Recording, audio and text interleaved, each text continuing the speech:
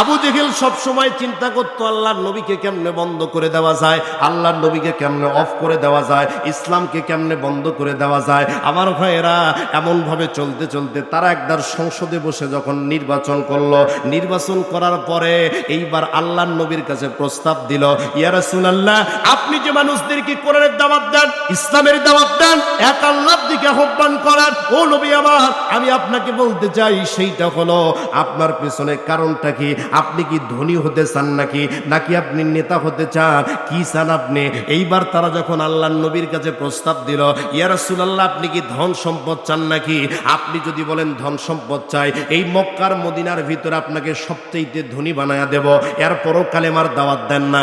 এইবার যখন আল্লাহর নবীকে এই কথা বলা হলো, আল্লাহর নবী বিশ্ব নবী জনাবে মুহাম্মদুর রাসূলুল্লাহ সাল্লাল্লাহু আলাইহি ওয়াসাল্লাম ডাক দিয়ে বললেন, ও মক্কার মুশরিকরা, ও মক্কার কাফেরেরা, আমি ধনী হতে চাই না। ওই যে উহুদ পাহাড়টা দেখতে পাওয়া যায়, আমি নবী যদি ইচ্ছা পোষণ করি, আল্লাহ রাব্বুল আলামিন আমার জন্য ওই উহুদ পাহাড়টাকে স্বর্ণে পরিণত করে দিবেন, ওর পেছনে চাকা লাগানো থাকবে, আমি নবী যে যেখানে যাব পেছনে পেছনে আমার সাথে যাবে। ধন সম্পদের কোনো ইচ্ছা আমার ভিতরে নাই।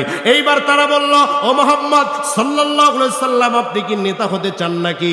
যদি বলেন নেতা হয়ে যাব, মক্কার ভিতরে নাম্বার 1 নেতা বানায় দেব।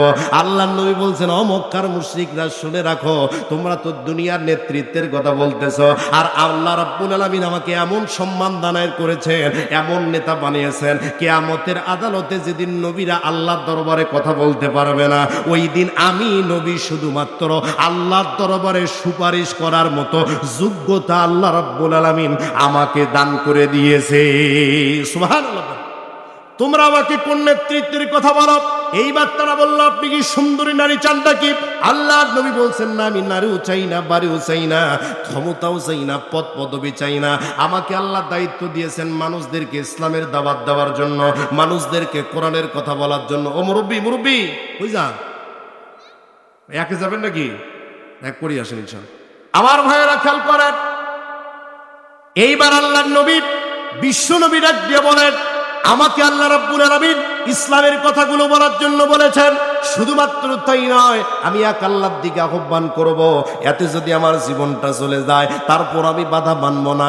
এইবার আবু জেহেল মনে মনে চিন্তা করলো, আর হবে না, এবার বাহিরের দেশ থেকে সাহায্য নেওয়া লাগবে। তৎকালীন সময়ে ওই